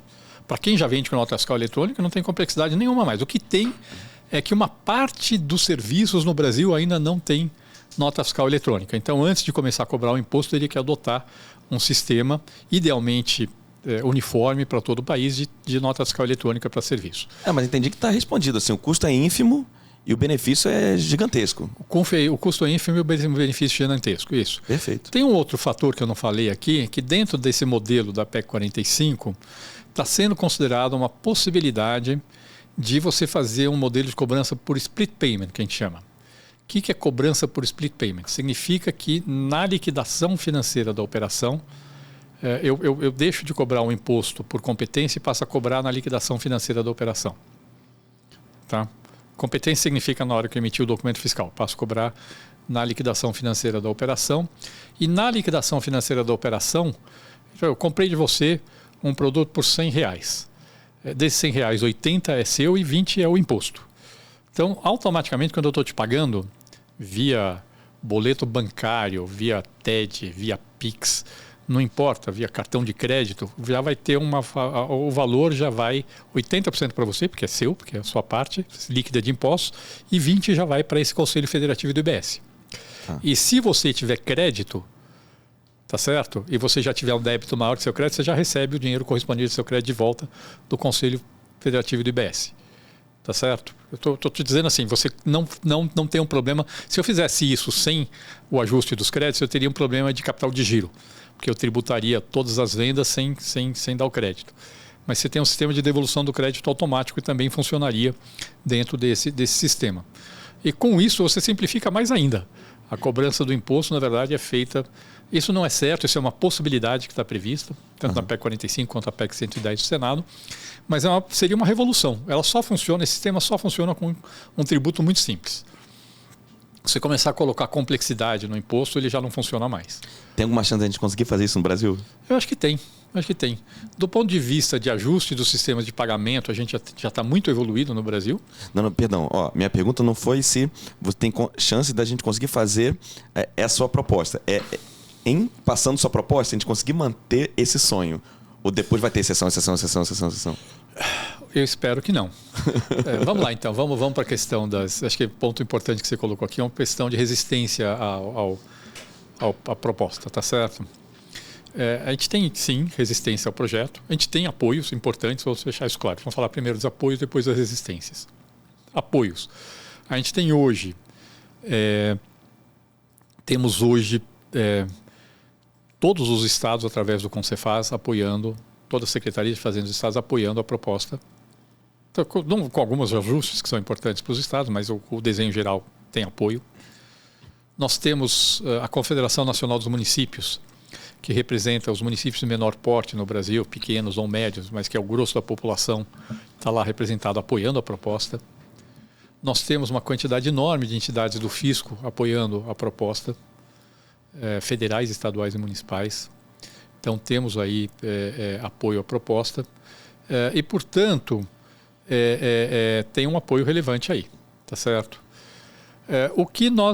Onde tem resistência? Bom, temos a indústria apoiando a proposta, a CNI apoiando de forma enfática a proposta. Onde nós temos resistências? Nós temos resistências, do ponto de vista federativo, tem resistência dos grandes municípios. Eles são um dos grandes perdedores? Então, os grandes municípios, eles querem manter o ISS, tá certo? Eles não querem que acabe, eles querem manter... Por arrecadação ou por segurança da arrecadação? A argumentação, na verdade, existem dois motivos que eles alegam, tá? Um primeiro, e faz sentido sim, é que a arrecadação de ISS é concentrada nos grandes municípios. Então, proporcionalmente ao consumo, os grandes municípios arrecadam muito mais ISS que os pequenos municípios, tá certo? Então, é muito concentrado em alguns poucos grandes municípios e esses grandes municípios resistem a perder a receita de ISS. O segundo motivo que eles alegam, esse já é mais duvidoso, eles falam, não, no longo prazo o ISS tem tendência a crescer mais com proporção do PIB do que o ICMS, mas isso não é tão claro não. Tá? Porque a PEC 45, de certa forma, congelaria a distribuição atual federativa, né? Não é que ela congelaria, ela vai migrar para a tributação no destino. Ela vai migrar, por exemplo, o município hoje arrecada ISS cobrado basicamente na origem, tá certo? O município vai passar a cobrar uma porcentagem do consumo do município. Então ele vai começar a cobrar sobre mercadoria e serviço, mas não na origem, sim no destino. Sim, mas ele congelaria o conflito temporal da arrecadação dos entes. Por exemplo, é que hoje sim, a mercadoria está em alta e serviço está crescendo. E o município, ele está vendo assim, no futuro eu quero pegar esse filão. Quando chegar a minha hora, aí congela o de hoje. Então, imagino que isso. Eles falam, né? A minha tendência no longo prazo vai crescer. Esses são os argumentos que eles usam. O problema é que eles estão fazendo uma proposta em que uma parte enorme dos benefícios da reforma tributária é perdida. Que é exatamente essa parte de que você vai manter cumulatividade, você vai manter esse problema de classificação, você vai manter esse problema que eu falei, não, eu estou vendendo a máquina com software, então vou jogar mais preço no software e menos na máquina, vai manter todo esse problema, vai manter. E isso perde uma parte enorme do benefício da reforma tributária. E mais, você perde, do ponto de vista da competitividade, perde muito. O mundo, a indústria, está cada vez mais intensiva em serviços. Cada vez mais intensivo em serviços, porque o valor agregado é mais na intelectual do que propriamente na máquina que está fazendo a produção. E aí eu vou tributar serviço, não vou dar crédito para a indústria, eu estou tirando competitividade da indústria brasileira. Tá certo? Então, no fundo, essa proposta dos municípios fala, não, mas aí a gente simplifica o ISS, simplifica o ICMS, não sei o quê. Eles têm um projeto lá que chama Simplifica Já, mas o fato é que esse projeto perde uma parcela enorme do benefício da reforma tributária, em termos de potencial de crescimento. Tá certo? Então a gente acha ruim, é melhor discutir, ok, vamos ver como é que a gente faz a compensação. A gente já está fazendo esse processo de transição, como eu falei, já tem um efeito muito positivo em termos de compensação. Mas o crescimento do PIB tem um efeito muito positivo em termos de compensação. Mas tem uma resistência por aí, tá certo? Nem acho que seja mais relevante, tá? Porque do ponto de vista político, pequenos municípios têm mais força do que grandes municípios. Mas é importante, tem que ser considerado. Eu só acho que os grandes municípios, deveriam entrar pedindo outras coisas. Não vamos fazer... Tudo bem, acho que eu vou ser prejudicado, tá bom, o que você quer? Mas não você pedir algo que faz a economia brasileira crescer menos. Não é uma boa solução, tá certo? E tem resistências setoriais. A principal resistência setorial é do setor de serviços. Por quê? Porque serviço hoje paga menos imposto que mercadoria no Brasil, tá certo? Só que aqui nós temos dois problemas. Primeiro é distributivo. Porque, bom, vamos lá. Uma parte dessa resistência do setor de serviços é por incompreensão. Serviço que está no meio da cadeia é um prestador de serviço para uma empresa. Sei lá, um advogado, um consultor, sei lá. É certo? Presta serviço para uma empresa. A hora que ele presta serviço para a empresa, hoje ele paga ISS e não dá crédito. Hoje ele paga PIS/COFINS se ele tiver no lucro presumido cumulativo e, na maior parte dos casos, não dá crédito. Agora ele vai pagar uma alíquota mais alta, mas vai dar crédito integral. Então, no fundo, entre o que ele paga e o que o tomador de serviço recupera de crédito, vai ter uma redução da tributação em relação ao que tem hoje, não um aumento. Tá certo? Então, aqui tem uma certa incompreensão, porque ele só vê o lado, eu vou pagar mais imposto. Mas ele não vê que o tomador de serviço dele vai recuperar um imposto que ele não recupera hoje. Tá certo? Mas é verdade, sim, que na venda para consumidor final, a prestação de serviço na venda para consumidor final vai pagar mais imposto do que paga hoje. Tá certo? Agora, aqui tem uma questão distributiva. Quem é que consome serviço no Brasil? É rico, não é pobre. Tá certo? Só para você ter uma ideia, eu fiz uma pesquisa, uma continha simples lá, em cima da pesquisa de orçamentos familiares. As famílias eu adoro essas contas de padeiro, só que tipo de um Bernap, né? Então, entendi. É uma conta de padeiro. Então eu peguei lá a pesquisa de orçamentos familiares e falei assim, as famílias com renda até 2 salários mínimos mensais, 9% do consumo tributável é serviço. As famílias com renda acima de 25 salários mínimos por mês, 31% do consumo tributável é serviço. Então, na hora que eu tributo menos serviço do que mercadoria, eu estou tributando menos o rico que o pobre. Aliás, no Brasil, esse é um ponto importante. As pessoas falam, IVA é regressivo. Sim, o IVA com alíquota uniforme já é regressivo porque o pobre consome uma parcela maior que a renda que o rico. No Brasil, a gente tem um agravante. Como proporção do consumo, o nosso sistema já é regressivo. Mesmo com a desoneração da cesta básica que a gente tem hoje. Por quê? Porque mesmo com a desoneração da cesta básica, o consumo do rico é menos tributado que o consumo do pobre, porque ele é mais intensivo em serviço. Então, na hora que eu tributo menos a prestação de serviço para consumidor final, estou tributando menos o rico do que o pobre. E quando você desonera a cesta básica, você tem dois efeitos colaterais, que não existe colateral, você que não tinha mapeado, né? Que não você, né? Se mapeado. Quando se desonera cesta básica, por exemplo, o Estado de São Paulo faz isso, você tem que você está barateando, gastando orçamento público para baratear, inclusive, a cesta básica de quem não é pobre. E 2, você vai ter alguma apropriação dessa margem para a empresa, que ela não vai conseguir repassar aquele orçamento público que você queria que fizesse. Né? É isso. Você tem razão. Então, assim, estou dizendo, essas são as resistências. Acho que essa do setor de serviço é mais relevante, tem uma incidência, tem uma resistência de uma parte do agronegócio, porque vamos lá, tem dois motivos aqui. Eles querem ter a alíquota mais baixa sobre alimentos, depois a gente vai discutir isso. E eles têm lá uns créditos presumidos que eles deixariam de ter, que no fundo é um subsídio que a gente está dando para o agronegócio, não é nem um imposto que a gente está cobrando, deixando de cobrar, a gente está dando subsídio, que eles perderiam esse subsídio que não se justifica, não tem a menor necessidade no caso brasileiro. Então, essas são as resistências mais importantes, e tem uma resistência também no pessoal que defende a CPMF. Tem lá as pessoas que acham que a CPMF é uma maravilha. Existe essa pessoa mesmo? Existe várias pessoas que defendem. Depois a gente pode falar um pouco mais sobre isso. Só conheço o Sintra. Tá, mas então eu vou... Não, tem mais gente. Então eu vou simplificar aqui a sua resposta. Então, na verdade, não se justifica tributar menos o serviço do que a mercadoria. Tá certo? Aliás, tem todos os estudos bem feitos mostram que adotar uma alíquota uniforme melhora a distribuição de renda no Brasil. Em cima disso, a proposta da PEC 45, da PEC 110, ainda prevê um sistema adicional. Ao invés de exonerar a cesta básica, se propõe devolver o imposto para as famílias mais pobres. Tá certo? E aqui tem duas formas. Uma delas é simplesmente eu aumento a transferência de renda, então eu pego uma parte da receita do IBS e faço transferência de renda em cima disso. Ou Uma que é melhor, eu pego o CPF de quem está comprando, porque eu gero um estímulo para a pessoa pedir nota fiscal, e para as famílias, eu devolvo para as famílias pobres até um certo limite o imposto incidente nas suas vendas. Na hora que a gente soma esses dois efeitos, a mera adoção do alíquota uniforme já melhoraria um pouco a distribuição de renda. Não é uma monstruosidade, mas já melhoraria, aumentaria uns 2,5% o poder de compra dos 10% mais pobres, mas com essa devolução do imposto eu posso ter um impacto muito mais positivo ainda do ponto de vista distributivo. Então, eu tenho... E PIB, né? Porque quando você joga o dinheiro aqui para baixo, a propensão a consumir é bem maior, o multiplicador vai, né?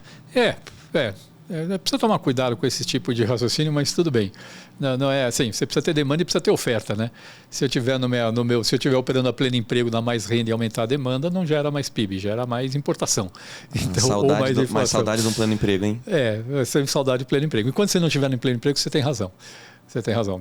Aumentar a demanda quando você está longe do pleno emprego é uma boa política. Quando você está no onde pleno a gente está agora, né? Hoje sim. Então você teria esse efeito. E é isso.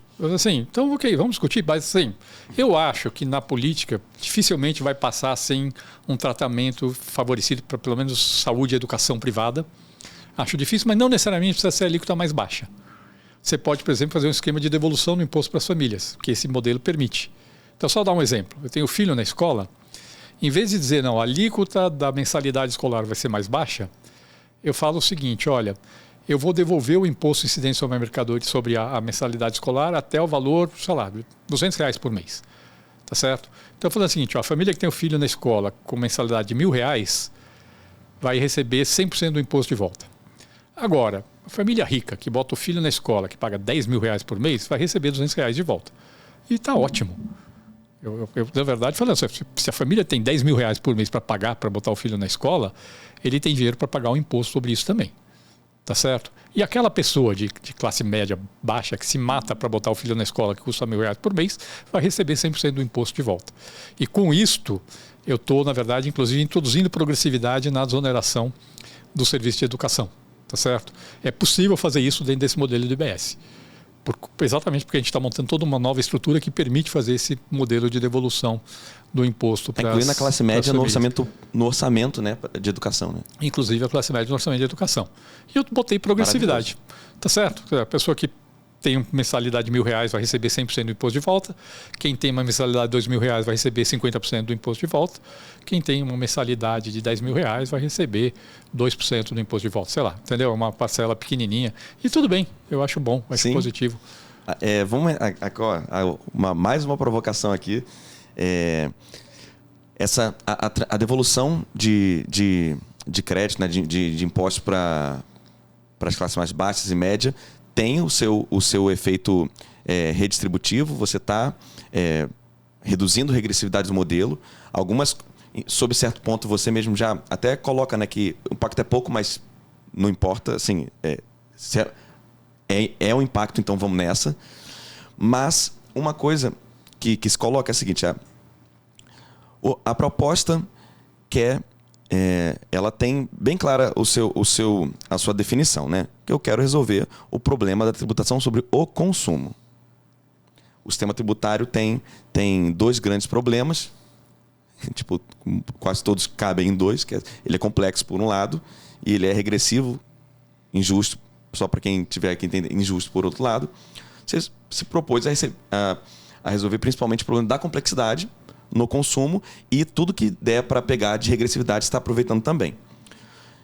Tributação sobre o consumo. O grosso da regressividade do modelo como um todo é pegar pouco patrimônio e renda.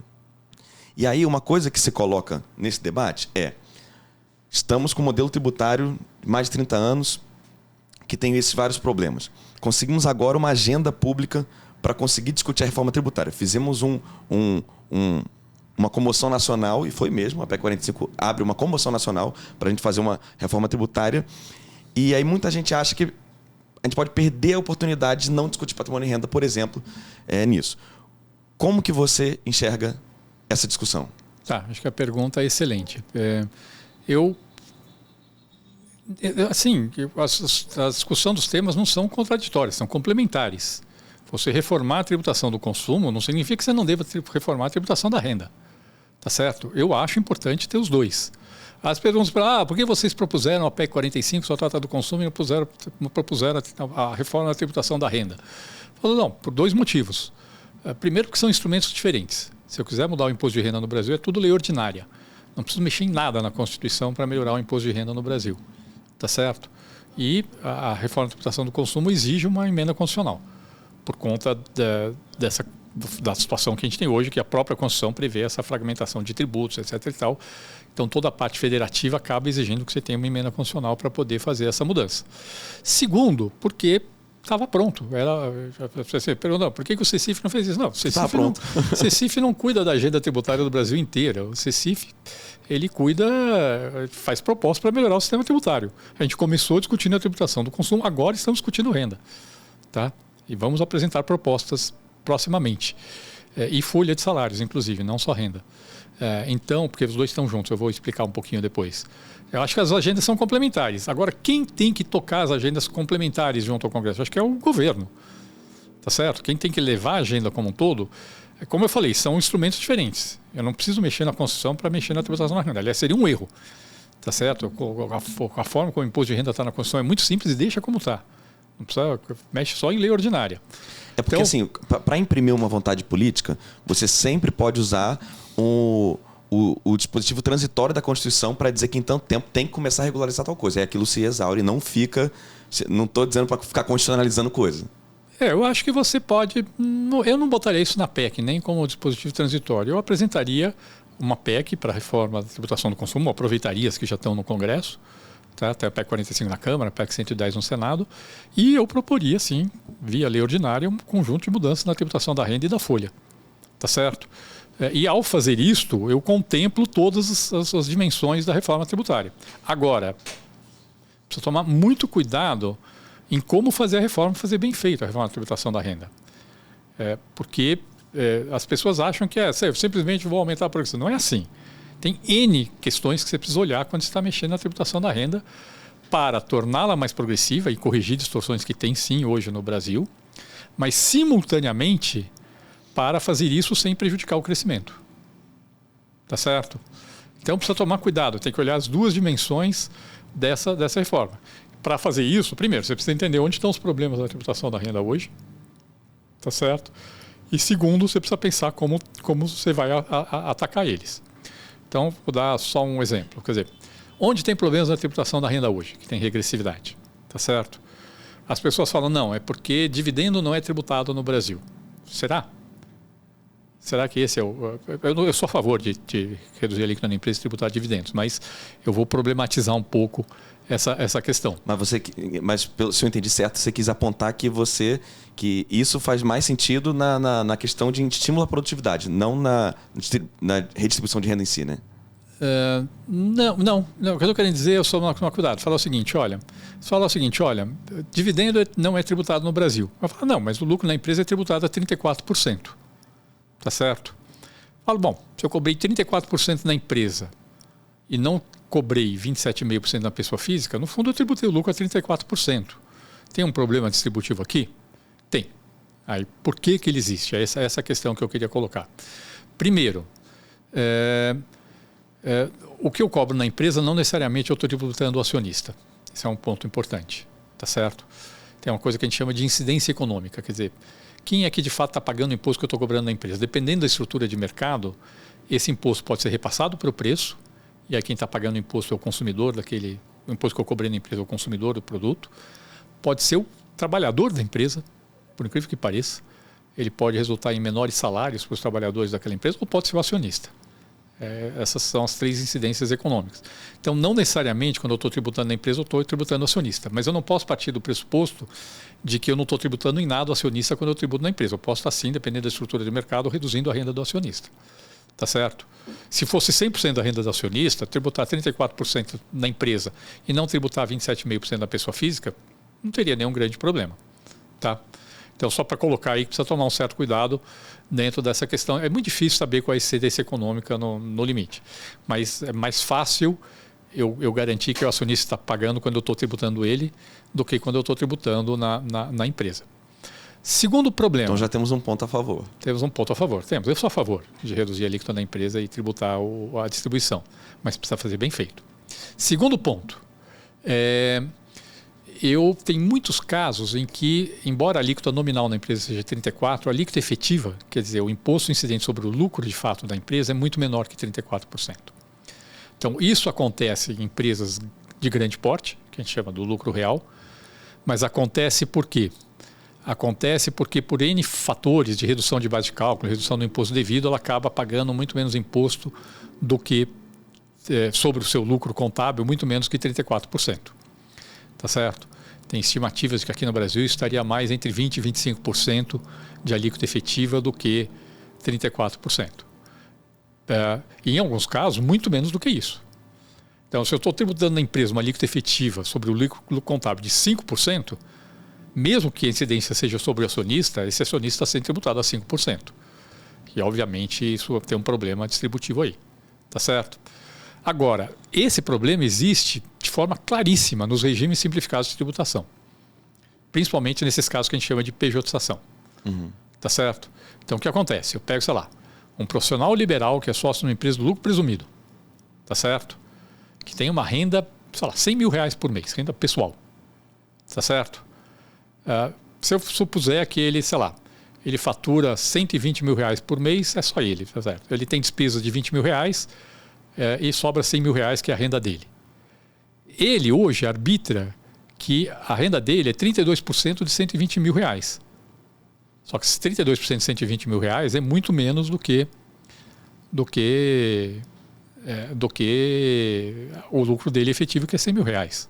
Tá certo? E ele está pagando imposto sobre isso. Então, obviamente, nesse caso, eu tenho uma subtributação da renda desse profissional liberal, porque depois o lucro dele é distribuído isento para a pessoa física. Tá certo? Então, aí, claramente, eu tenho um problema sério do ponto de vista distributivo. E aí, esse é um dos grandes problemas. Em outros países, grandes empresas, infelizmente, tem uma competição tributária internacional e uma tendência a reduzir a tributação na empresa, embora tributem seu acionista. Agora, esse grau de distorção... Aí só o Brasil e a Estônia não, não é verdade. Não é verdade. Não é só o Brasil e a Estônia, não. Essa é as pessoas olham lá o dado da OCDE, mas tem vários países que não estão na OCDE. Primeiro não é a Estônia, não. Tem a Lituânia. Eu não sei se é Lituânia ou Letônia, eu sempre confundo os dois. Além da Estônia, que tem uma tributação só na empresa. Mas tem vários outros países. Por exemplo, o Egito tributa só na empresa e não na distribuição. Por isso não está na OCDE. Então você não vê o dado, mas tem vários outros países. É só referência, né? Mas são poucos países que tributam só na empresa e não na distribuição, que nem o Brasil. Mas não é só o Brasil e a Estônia, não. Tá? Só para te avisar que, né? Esse é um dado incorreto. Então, o que acontece? Esse tipo de profissional liberal ser muito menos tributado se ele vira sócio de empresa do que se ele é pessoa física, eu não conheço nenhum outro país do mundo que tenha esse grau de distorção que a gente tem aqui no Brasil. Tá certo? Então aqui nós temos um problema. Vai falar, é só o milionário que não aceita tributado? Não, quem ganha R$100 mil por mês no Brasil é rico, me desculpe. Tá certo? E essa pessoa está sendo muito pouco tributada. Então tem que corrigir tudo isso. Agora, qual é a forma de corrigir? Tem outros problemas. É só esse o problema que eu tenho no ponto de vista distributivo? Não. Eu tenho um monte de problema, por exemplo, de diferimento de tributação de rendimento de aplicações de pessoas muito ricas.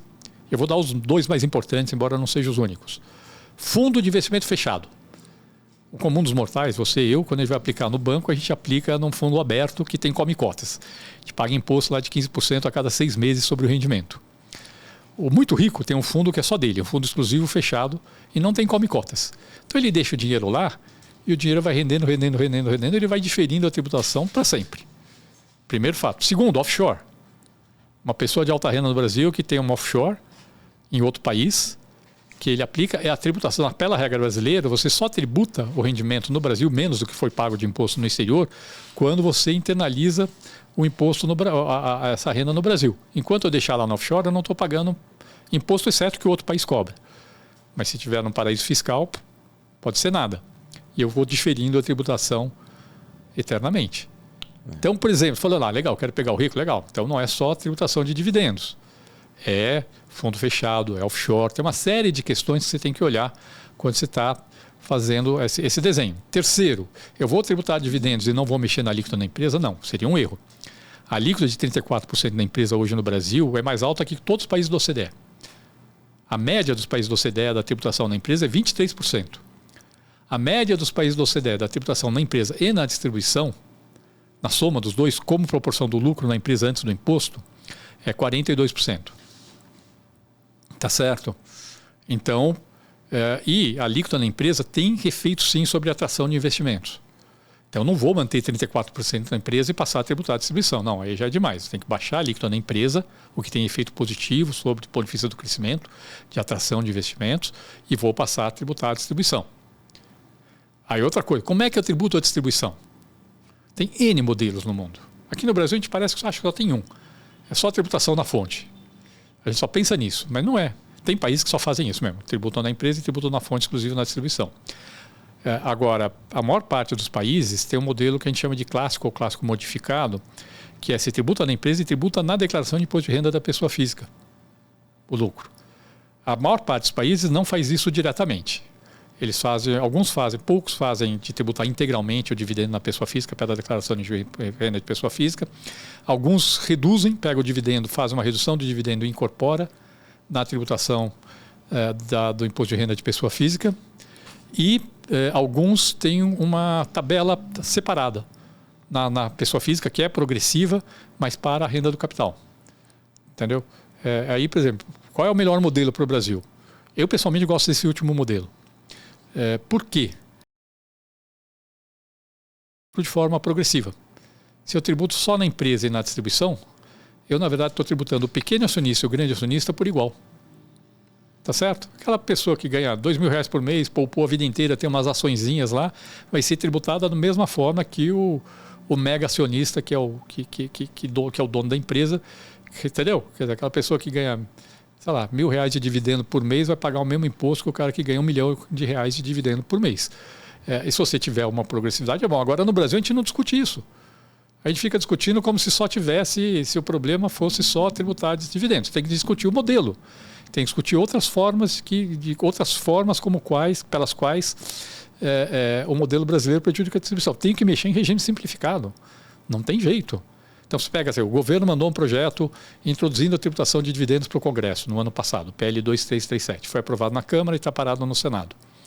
O projeto que foi aprovado na Câmara, ele, por exemplo, determinou que todas as empresas com faturamento até R$4.800.000 por mês seriam isentas na tributação na distribuição de dividendos. Ou seja, esse profissional liberal que eu falei que ganha R$100.000 por mês, ele não só não seria tributado na distribuição de dividendos, como ele seria beneficiado pela redução da alíquota na empresa. Ele pagaria ainda menos do que ele já paga hoje. Ou seja, o projeto agrava uma das maiores distorções que a gente já tem hoje no sistema tributário brasileiro. Então vamos olhar o todo, vamos fazer bem feito e não vamos sair em cima de palavra de ordem para tentar resolver um problema que é complexo. E aí finalizando aqui, eu te pergunto, o Brasil tem jeito? O Brasil tem jeito. Eu não tenho muita dúvida disso, não. Acho que o Brasil tem jeito, mas a gente precisa ter coragem de enfrentar as dificuldades. Então vou falar aqui um pouquinho. A reforma da tributação do consumo, ela tem... Eu queria só complementar aqui, antes de falar do Brasil, tem jeito de falar um pouquinho dos efeitos. Falar o seguinte... Quer tomar sua água também? Fica tranquilo. Não, tá bom. Não precisa não. Tá bom. A questão da reforma da tributação do consumo, embora a questão distributiva seja principalmente na tributação da renda, também um pouco no patrimônio, mas claramente mais na renda, a reforma da tributação do consumo, ela tem efeitos positivos que não são só sobre o crescimento. Tem efeito positivo sobre o crescimento. É muito difícil estimar com precisão esse efeito, mas a gente tem, sei lá, todos os estudos que existem mostram que tem um efeito positivo, todos. Agora varia um pouco qual é o tamanho desse efeito. Tem um estudo do Braulio Borges, a maior parte dos estudos não consegue pegar a totalidade dos efeitos.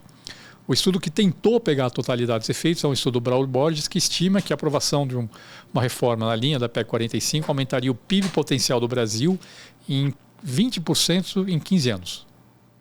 Nós estamos falando, o PIB do Brasil... Ia ser um milagre econômico, se quase, isso se realizasse. É um efeito enorme. Não chega a ser um milagre econômico, né? Porque milagre econômico, o PIB crescia em média 9% ao ano, né? A gente não vai chegar tanto, não.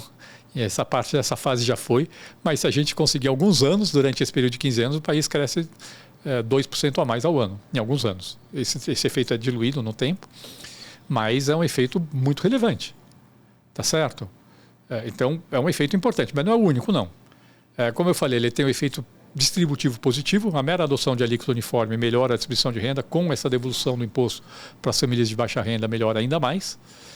E ele tem um efeito de redução de distorções federativas. Então, só para dar um exemplo, hoje, se eu pego o município que mais tem maior receita per capita de ISS e cota parte de ICMS, e o que tem menor, o que tem maior receita per capita anual chega a uns R$14 mil por ano. Isso é em 2019. E o menor, R$66 por ano. A diferença entre um e outro é mais de 200 vezes de diferencial de receita per capita. Com a aprovação de uma reforma na linha da PEC 45, mudando o critério de distribuição da cota parte para ser população e não ser valor adicionado, que nem hoje, essa diferença cai para 18 vezes. Ainda é alta, mas entre 200 vezes entre o maior e o menor e 18 vezes entre o maior e o menor, entendeu? Aqueles 14 mil caem para 5 mil e aqueles 66 sobem para 300 e poucos, tá certo?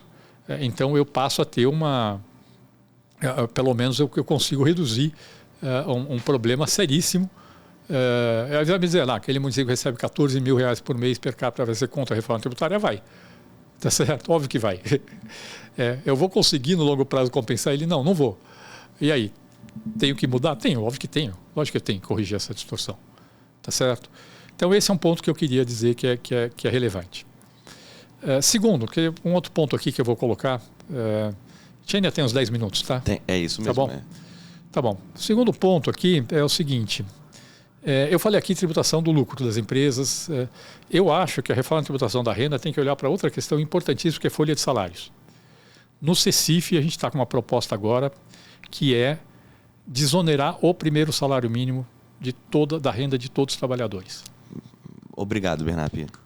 Desonerar o primeiro salário mínimo. Não é desonerar de forma linear a contribuição sobre folha.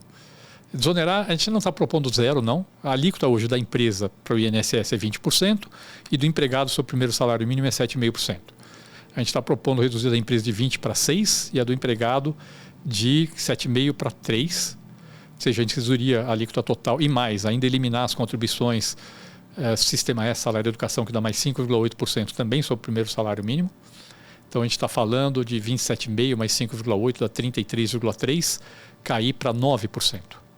Na soma de empregador e empregado sobre o primeiro salário mínimo. Que o povo está com dificuldade, hein? E isto, na verdade, e mais, adotar um sistema só para todo mundo. Para as empresas do lucro real, presumido, simples, MEI, tudo um sistema só para todo mundo. E ainda tem uma proposta que eu não vou explicar aqui, mas tornar compulsório o recolhimento em qualquer contratação de autônomo ou MEI. Então, por exemplo, você tem uma diarista na sua casa. Hoje tem um problema seríssimo, porque se você tem uma empregada que trabalha 3 dias ou mais por semana na sua casa, pela legislação você é obrigado a registrar ela e você tem que recolher tudo, inclusive a FGTS, etc. e tal, todos os benefícios. Se você tem uma diarista que vai até 2 dias por semana, você não é obrigado a recolher nada. E a rigor ela pode ir lá e se registrar até como MEI e pagar, mas não paga. Tá certo? No fundo não paga. Então a gente está propondo também, nesse caso de contratação de diarista, tornar compulsório o recolhimento pela alíquota de 9% de contribuição sobre a remuneração, que você faz 6% do empregador, que ele teria que pagar, e 3% você desconta do valor dela. A gente equaliza para todo mundo. E isso valeria também, por exemplo, para o motorista de Uber. Não sobre a remuneração total, porque uma parte da remuneração dele é para pagar combustível, depreciação, etc. e tal, mas você calcula, 50% do que eu pago para o motorista de Uber é a remuneração dele na média. Então eu vou pegar esses 50%, vou obrigar a falar Uber, recolhe 6% e vou deduzir 3% do motorista, essa alíquota de 9%, e vou começando a montar um sistema de contribuição sobre todo mundo até um salário mínimo. Você garante que é sobre 9%, se ele contribuir mais do que o necessário para ter um benefício de um salário mínimo, aí você, na verdade, você não considera por 9%, você considera como uma alíquota de 30%, você faz você ganha mais direito a benefício, mas não tudo a 9%, porque não dá para, até um salário mínimo dá para a gente baixar bem acima de um salário mínimo, não dá. Então, com isto, você cria um enorme incentivo à formalização no Brasil e mais, dá para cobrir isso mudando a tributação da renda. Esse custo, que não é pequeno, dá para cobrir com uma boa mudança na tributação da renda. Então, estou falando assim, a agenda é muito grande, mas vamos discutir ela como um todo? Tá certo? Vamos olhar a agenda como um todo e vamos fazer aquilo que é mais racional para o país. E aí se perguntar, dá para fazer? Dá. Dá para fazer, mas a gente precisa ter duas coisas. Primeiro, precisa ter empenho do governo. Se você me perguntar por que não aprovou até hoje uma reforma na tributação do consumo brasileiro, a gente vem discutindo isso desde a Constituinte. Porque o governo nunca se empenhou. Tentou-se uma vez no Fernando Henrique, não se empenhou. A gente perdeu uma chance enorme de fazer um bom IVA na Constituinte. Mas depois disso, tentou no Fernando Henrique, o governo não quis. Tentou-se no Lula 1, Lula 2, não teve empenho de fato para aprovar isso. Empenho de fato é botar capital político, tentar aprovar. Tá certo? Esse governo que a gente tem agora, PEC 45, se o governo tivesse querido, teria aprovado. Porque se gerou uma situação muito favorável à aprovação dessa reforma. O governo não quis. Foi uma comoção nacional naquele momento ali. Aí vai, por que o governo quer? Porque vai ter lá, o setor de serviço vai chiar, porque o efeito é de longo prazo, não é todo de imediato. Pô, mas faz uma enorme diferença. Tá certo?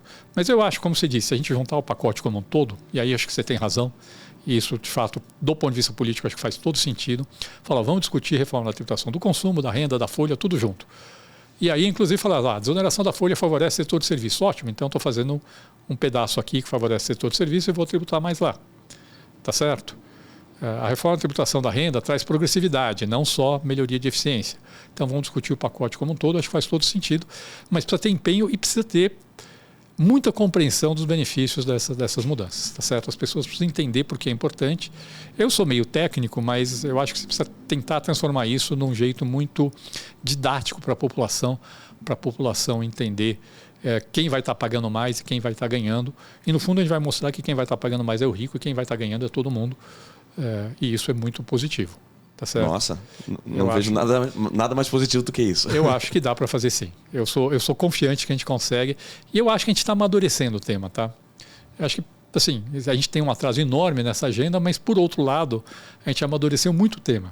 Essa discussão, por exemplo, das distorções na tributação da renda, há 10 anos atrás não tinha tanta clareza. Inclusive até por falta de dados que hoje existem, não tinha tanta clareza sobre o tamanho das distorções. Hoje a gente tem. Então, acho que a gente tem condição de fazer tocar essa agenda para frente, sim, no todo, em todas as suas dimensões. Vai dar certo.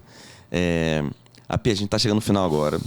Eu vou agradecer, te passar a palavra para fazer uma consideração final e pedindo um ensejo para você dizer, para quem tiver gostado, né, e quer acompanhar você e o CECIF, onde vocês estão com o site, rede social, como faz para acompanhar vocês? Então já peço aí a sua despedida já dizendo isso também. Tá bom. Bom, eu agradeço aqui a oportunidade. É bom a gente ter um tempo longo desses para discutir a questão tributária, porque é muito tema. Eu acho que é importante a gente entender que dá sim para o Brasil ter um sistema que seja simultaneamente mais justo e mais eficiente. Eu acho que esse é o grande desafio do Brasil. Eu acho que é possível a gente avançar nas duas linhas simultaneamente.